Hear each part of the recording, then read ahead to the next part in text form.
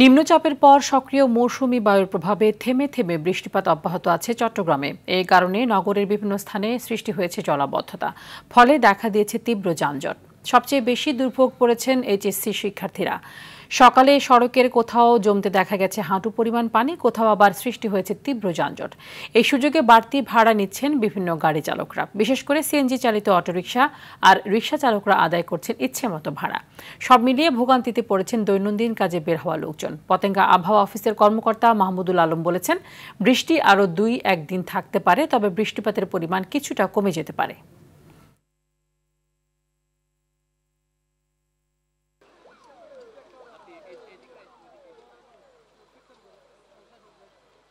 অনেকক্ষণ হাঁটে আসতেছি, মুখ থেকে একবারে খুব রিক্সের জায়গা এখন হয়ে গেছে।